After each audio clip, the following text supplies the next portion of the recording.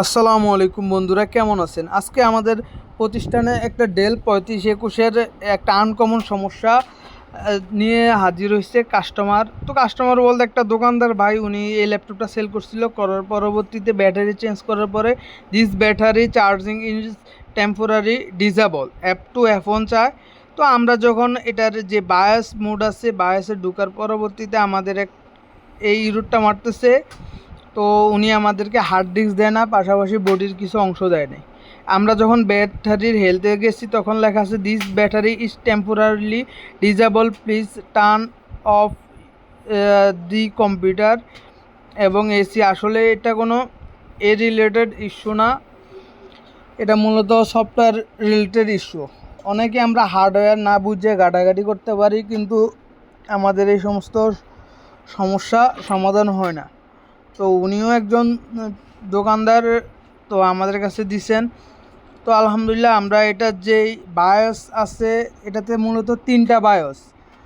তো একটা হলো ইসি বায়োস, মেন বায়োস, আর একটা হলো ডিসপ্লে যে বায়োসটা আছে এটা এটা তো এটা হলো LA9104P।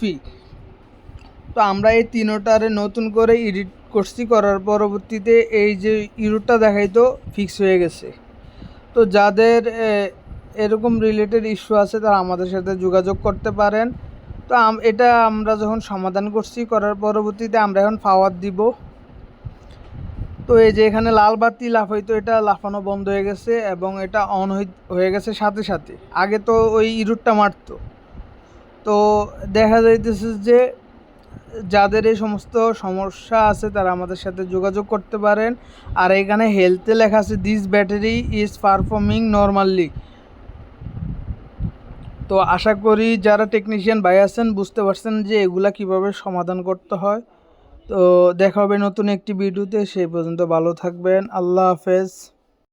তো এখন আমরা এই যে ব্যাটারি যে ব্যাকআপ দিত না, এটাও দেখাইতেছি। তো এখন আমরা আমাদের যে অ্যাডাপ্টারটি আছে, অ্যাডাপ্টারটা খুললাম, এখন আমাদের ব্যাকআপ দেয় এবং ব্রাইটনেস কমে গেছে এবং লাগাইলাম, ব্রাইটনেস বাইরে গেছে। তো বুঝতে পারছেন।